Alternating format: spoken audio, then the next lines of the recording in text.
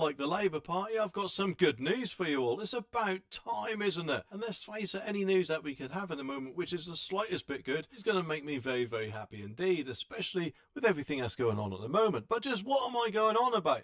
According to this article, it says that energy bills are set to tumble by £139 a year, but experts highlight volatility, which no one likes that word at all, do they, eh? Although often, my girlfriend reckons that can be fixed by Viagra. But anyway, millions of households are poised to enjoy a £139 drop in annual bills from July, thanks to fallen wholesale prices. But industry experts are urging customers not to be lulled into a false sense of security. And the drop apparently equates to a fall of 7.5%, and it would bring the average annual direct debit based on typical use down from £1,849 to £1,710. So what are you all going to do with your extra £139, boys and girls? Buy a loaf of bread or maybe a Snickers bar if you're lucky, with the way the cost of living crisis is continuing to go.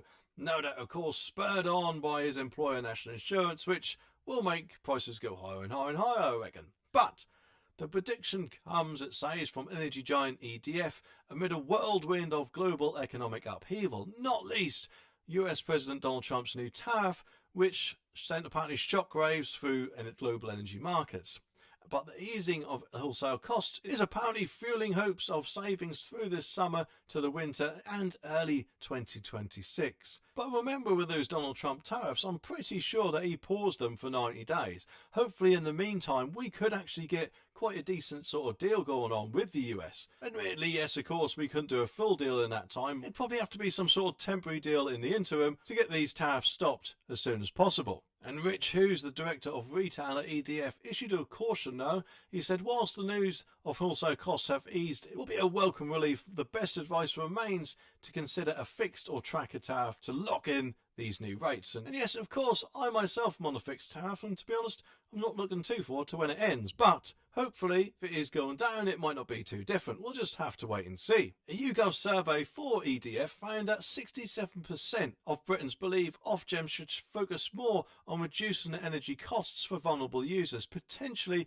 through a targeted social tariff. That would actually help quite a lot of vulnerable people, wouldn't it? And the sooner something like that happens, the better, because no one should have to choose between heating and eating, should they? But that unfortunately seems to be what Labour likes putting us through, doesn't it? Well, that's how it appears in my opinion anyway. Also, standing charges. Apparently later on there's going to be two sort of dual tariffs, one with standing charges and one without them, which would actually help quite a lot of people who don't use too much electric and gas. But what do you all think? Let me know in the comments, subscribe for more, and I'll be back very, very soon.